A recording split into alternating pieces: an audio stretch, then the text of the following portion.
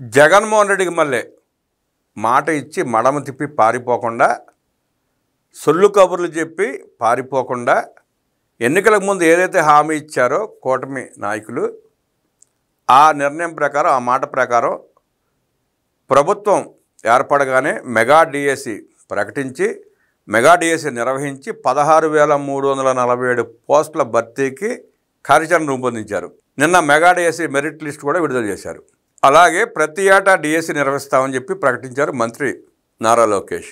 రాష్ట్ర చరిత్రలో తొలిసారిగా 16,347 పోస్టులతో మెగా డిఎస్సి ప్రకటించి విజయవంతంగా నిర్వహించాం. ఇకపై ప్రతి ఏటా డిఎస్సి ప్రకటించి ఉపాధ్యాయ పోస్టుల ఖాళీలను భర్తీ చేయనున్నట్లు రాష్ట్ర విద్యా, ఐటీ, ఎలక్ట్రానిక్స్ శాఖల మంత్రి నారా లోకేష్ వెల్లడించారు. విద్యాశాఖపై రాష్ట్ర స్థాయి అధికారులతో శుక్రవారం నిర్వహించిన సమీక్షలో మంత్రి మాట్లాడుతూ, అనవసరమైన శిక్షణా కార్యక్రమాలతో ఉపాధ్యాయుల విలువైన సమయాన్ని వృధా చేయవద్దన్నారు. ప్రభుత్వ విద్యలో విద్యా ప్రమాణాలను మెరుగుపరిచేందుకు గత 14 నెలలుగా సమర్థవంతంగా సంస్కరణలు అమలు చేశాం. సంస్కరణల అంతిమ లక్ష్యం అభ్యసన ఫలితాలే. మెరుగైన ఫలితాలపై దృష్టి సారించాల్సిన బాధ్యత అధికారులు, ఉపాధ్యాయులపై ఉంది. అసర్ నివేదిక ప్రకారం FLN foundation literacy and numeracy programme అమలులో జాతీయ స్థాయిలో రాష్ట్రం 14వ స్థానంలో ఉంది.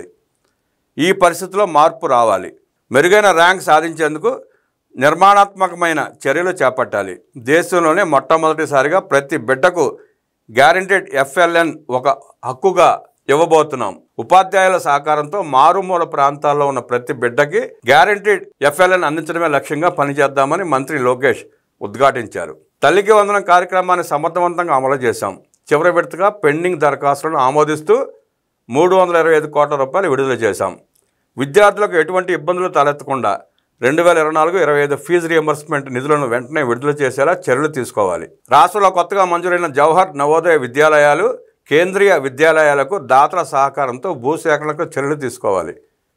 తమిళనాడు, పంజాబ్, గుజరాత్ వంటి రాష్ట్రాలు అమలు చేస్తున్న విజయవంతమైన విధానాలను అధ్యయనం చేసి ఉత్తమమైన ప్రీ స్కూల్ పాలసీని సిద్ధం చేయండి.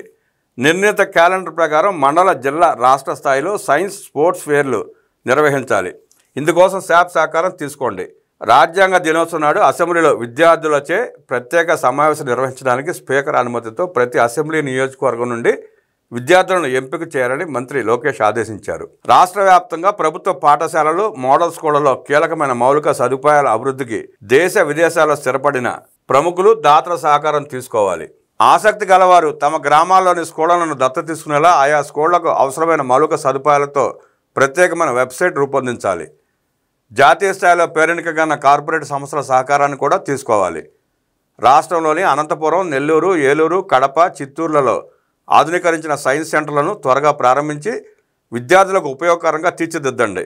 రాష్ట్ర వ్యాప్తంగా మంజూరైన 125 ఆటిజం సెంటర్ల నిర్మాణాలను వెంటనే ప్రారంభించి ఏడాదిలో పూర్తి చేసేలా చర్యలు తీసుకోవాలని మంత్రి లోకేష్ ఆదేశించారు. దేశంలోనే అత్యుత్తమ మోడల్తో అమరావతిలో సెంట్రల్ లైబ్రరీ నిర్మాణాన్ని చేపట్టాలి.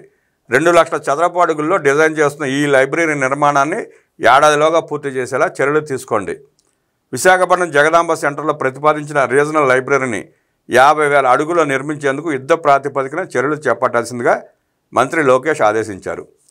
రాష్ట్రంలో పబ్లిక్ లైబ్రరీల బలోపేతానికి చేపట్టాల్సిన చర్యలపై మంత్రి లోకేష్ చర్చించారు.